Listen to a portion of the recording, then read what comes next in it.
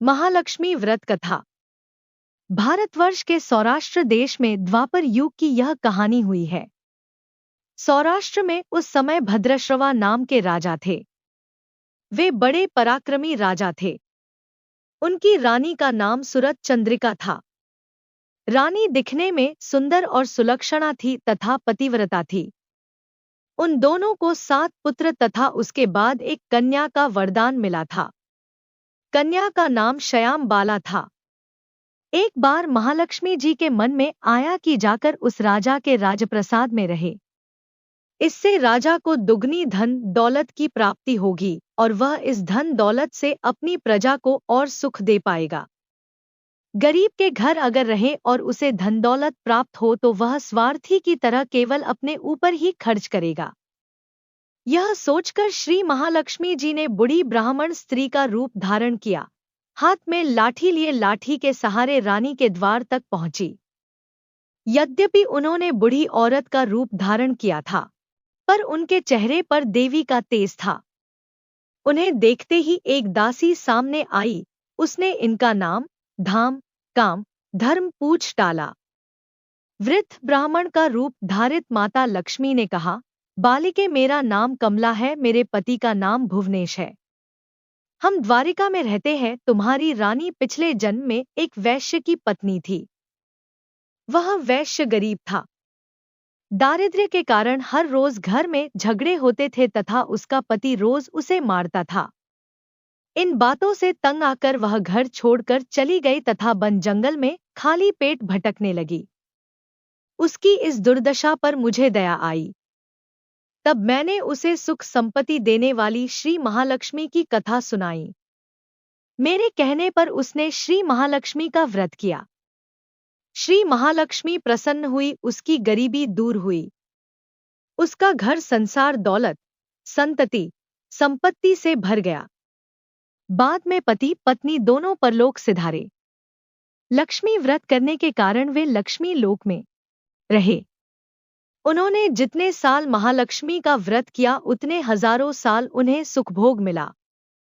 इस जन्म में उसका जन्म राजघराने में हुआ है, परंतु वह श्री महालक्ष्मी का व्रत करना भूल गई है। उसे यह याद दिलाने में यहाँ आई हूँ। बुढ़िया की बातें सुनकर दासी ने उन्हें प्रणाम किया तथा श्री महालक्ष्मी का व्रत किस तरह किया जाए इस बारे में पूछा। बुढ़िया रूप धारण किए हुए श्री महालक्ष्मी माता ने दासी को पूजा की विधि तथा महिमा बताई। इसके बाद वह दासी माता को प्रणाम कर रानी को बताने अंदर चली गई। राजवैभव में रहते हुए रानी को अपने ऐश्वर्य का बहुत घमंड हुआ था। संपत्ति तथा अधिकार की वजह से वह उन्मत्त हो गई थी।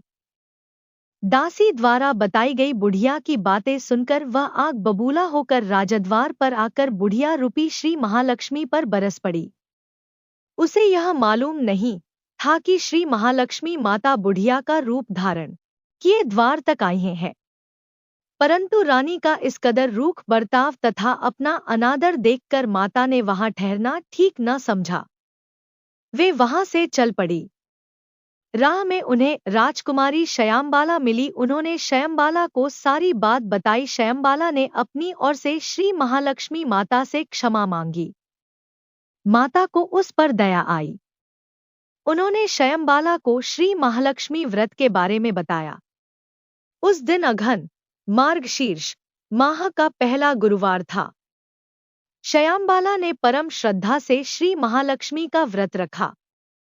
फलस्वरूप राजा सिद्धेश्वर के सुपुत्र मालाधर से उसका विवाह हुआ। वह धन दौलत, ऐश्वर्य, वैभव से मालामाल हो गई। पति के साथ ससुराल में आनंद से दिन बिताने लगी। इधर श्री महालक्ष्मी का रानी पर प्रकोप हुआ। फलस्वरूप राजा भद्रश्रवा का राज्य एवं राजकरोबर नष्ट हो गया।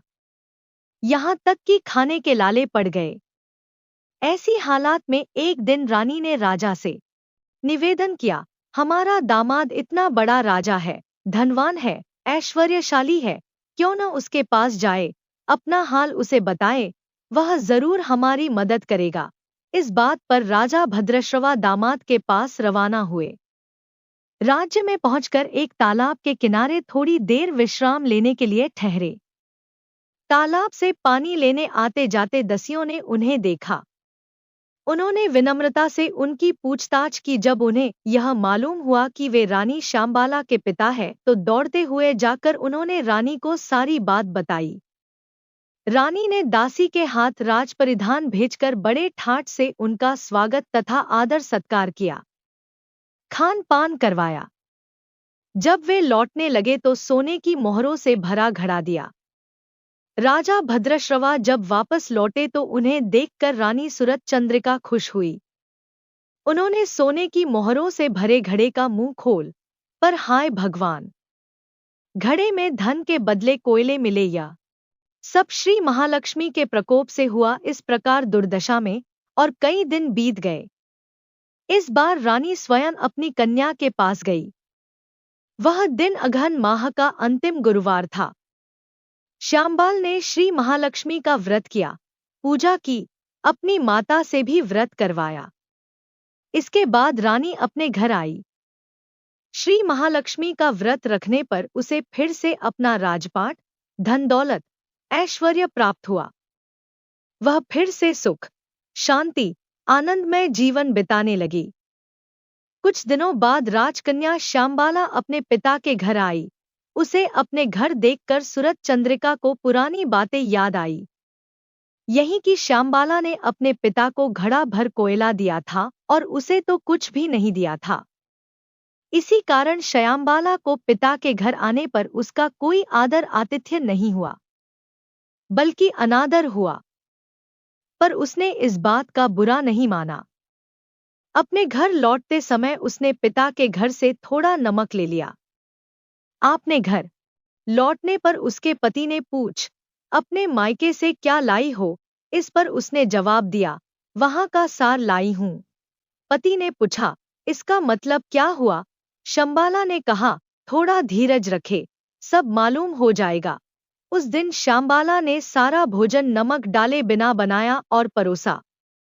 पति ने खाना चखा। सारा खाना नमक बिना था, इसलिए स्वाद न आया। फिर श्यामबाला ने थाली में नमक डाला, इससे सारा भोजन स्वादिष्ट लगने लगा। तब श्यामबाला ने पति से कहा, यही है वह मायके से लाया हुआ सार। पति को उसकी बात सही लगी। फिर वह दोनों हंसी मजाक करते हुए भोजन करने लगे। कहा गया है कि इस तरह जो कोई श्रद्धा भाव से श्री महालक्ष्मी की पूजा करे उसे माता की कृपा प्राप्त होती है। सुख, संपत्ति, शांति प्राप्त होती है, सभी मनोकामनाएं पूरी होती है।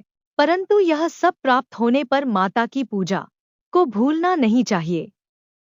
हर गुरुवार को व्रत पाठ अवश्य करना चाहिए। इस तरह श्री महालक्ष्मी की महिमा भक्तों की मनोकामना पूरी करती है।